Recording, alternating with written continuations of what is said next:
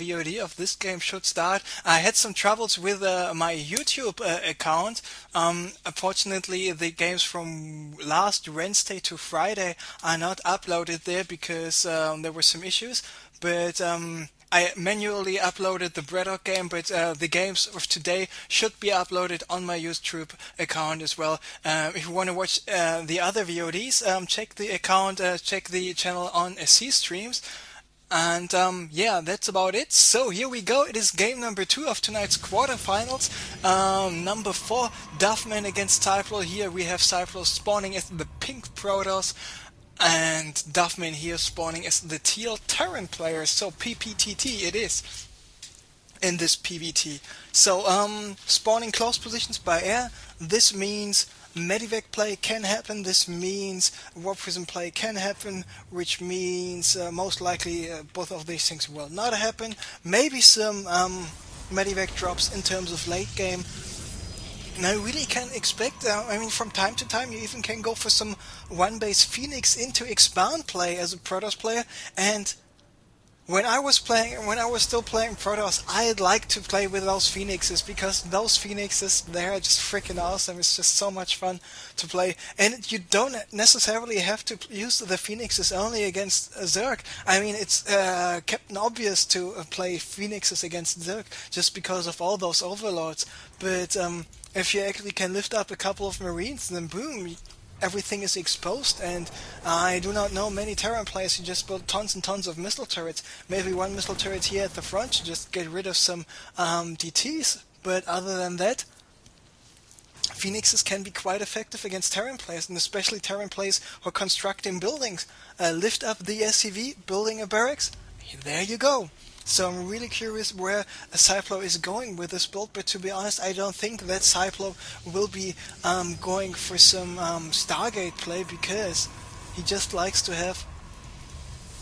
Oh, actually, there's the Stargate! And Blade was spotting this Stargate, so this is one of the few moments where you're happy, when you're glad that you're wrong, because yes, Stargate play is possible. Of course, beside from the Mars Phoenix play, as a Protoss player, just can get 2 Void Rays, and if you have 2 charged up Void Rays and you realize, okay, you're just camping the production buildings, the barracks of your Terran opponent, and then you can do nothing about it, you pretty much won the game already. But there we see Blade doing something really, really nice. As soon as he spotted the Stargate, what did he do? He went for a reactor, so he will be able to get out lots and lots and lots and lots of Marines. Because if you only want to build Marines and nothing else, this reactor is basically another barracks. Even though in terms of costs, it costs 100 gas, 100 minerals less, and just a 50 gas more, and it gets constructed in 50 seconds instead of just 60 seconds. So, by the way, what is the answer here by Blade? He is going to have this tech lab attached to the starport, so this means Banshee, this means Raven, and it will be Banshee, but he's going for the cloak already. But here are the 2 Phoenixes by Seiplo picking up the mule right away, even though picking up the mule only 20 seconds alive is not what you want to call worth it. Personally, I always like to pick up the SCVs instead of the mules, just because of the fact most of the time I do not know when the mules are freshly dropped. I mean, this mule just was dropped right away, so you can pick up the mule. Other than that, in terms of super long late game,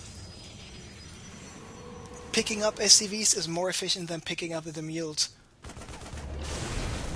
So more Marines getting picked up, and because of the fast speed of the Phoenixes, picking up Marines is no problem as well. You just need to make sure that you will not lose a match HP. Only using the shields is fine, because yeah, those shields regenerate quite fast, and then you should be in a good enough position.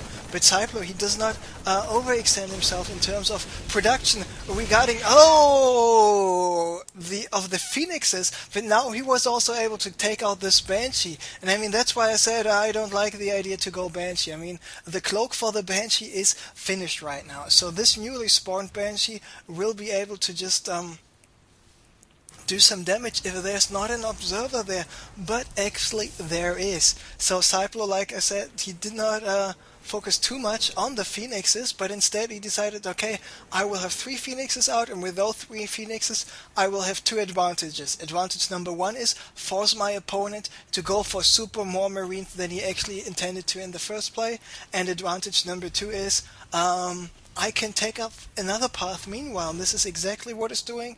Having out the Stalkers, having out the Observer, and he spotted the starport next to the tech lab. He's killed one single Banshee, so he's aware of this other Banshee, and there was just the Banshee going down, the Phoenixes taking it out, the Observer providing the detection against the Cloak. Meanwhile, he's expanding to the 12 o'clock position, so this is much more in favor of Seiplo than it is for DuFFmAn right now. 3 Phoenixes still moving around. Let's take a look at the kill count of those 3 guys.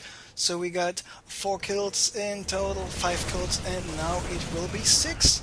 And remember, one of those units is a Banshee. Actually, 2 of those units are Banshees. So absolutely worth it, the Phoenixes already. Let's take a look at the units lost. There we can see what's going on. Seiplo not losing a single unit. On the other hand, DuFFmAn already at 700 resources. Even though 700 resources in 10 minutes nearly is not that much, but more SCVs getting picked up. The production of those 2 bunkers is delayed a little bit more. Now Marines moving out, and Seiplo is happily retreating. Seiplo currently in a actually already a 17 supply lead. A lot of probes being transferred over here. Of course, if you want to go for hidden expansions or expansions in general, which are far away from your own, it's a little bit risky to transfer all those probes, but transferring the probes is always worth it. So do it anyway if you can make sure that there's not too much happening to your forces, because yes, he was using the Phoenixes to take out more forces. Now he was lifting up a Marauder. Even though a Marauder can't do shit against the Phoenixes, it is still not too bad of a position for him to deal some more damage. So now Phoenix is still flying around, and those are Phoenixes. I mean, he killed like bazillions of units here. 4 kills now, 5 kills now, and 4 kills. So he's currently at 13 kills. And still producing more stuff, so now his supply lead is getting bigger and bigger. It is 24 right now, and now DuFFmAn, with having out the Thor, is a good decision by him, because the Thor got quite a long range. It is extra damage against light armored units, and of course the Phoenixes just do not have enough juice to pull up, lift off such a Thor, because yes, it is a massive unit, and units which are considered massive, like the Thor, like the Ultralist for the ground units, cannot be lifted up. Except that all other units can be lifted up. And actually, I'm not sure, can you lift up units being burrowed? I think it must be looking funny. I just imagine a couple of infestors moving around, being burned, and then the Phoenixes come in from the sky and just pulling out those infestors out of the ground, having them just hovering in the air. Should be looking awesome.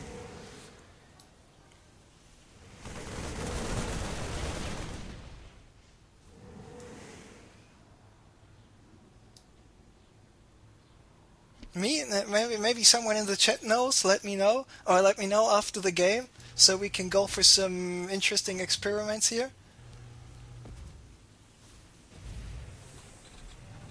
Oh, actually, you can lift up burrowed units, so this must be funky.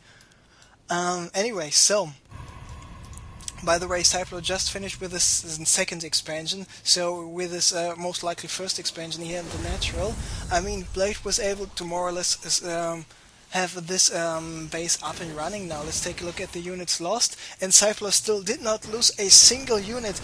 Now he will lose his first probe after 14 minutes and 13 seconds. The first 50 minerals are lost for Seiplo. Other than that, he was so effective with all these Phoenixes lifting up all the Marines one by one, and Marines die of course so fast because they are light armored units. So he just sacrificed 5 Marines to kill a single probe. This is what you wall call cost effective for Seiplo, but now DuFFmAn is moving out, and every time DuFFmAn was moving out, every freaking single time in this tournament tonight, he was successful. But now Seiplo here with 4 Colossi, with quite a lot of Stalkers, he now will be able to lift up quite a lot of units, and especially because DuFFmAn's forces are basically mainly here the Marines. The Colossi just rip those units apart, roast and toast them at the same time, just killing all the Colossi, killing all the Marauders, the Marines, and the Thors. So this attack has been denied basically, and now the supply is looking very, very one-sided. It is 144 for Seiplo and 86 for DuFFmAn, and now I talked about the Phoenixes before we started the game, and Seiplo showed us how to use the Phoenixes, so very well played by him, and especially considering that the Phoenixes and the Stargate in general has been spotted by DuFFmAn. DuFFmAn was moving in here with their SCV to spot the Stargate. Now even Seiplo was able to take out this newly spawned Thor, taking out more barracks yet, even attacking the reactor at the same time. But now the mass SCV attack is moving over, and Seiplo, with having just so many Colossi, just ripping all those SCVs apart. The Marines and the Marauders trying to do more damage, but this is not possible, and we should see a GG any second now. Here we go. And taking a look at all those Colossi here, for example, we have Master Colossus with 18 kills. So this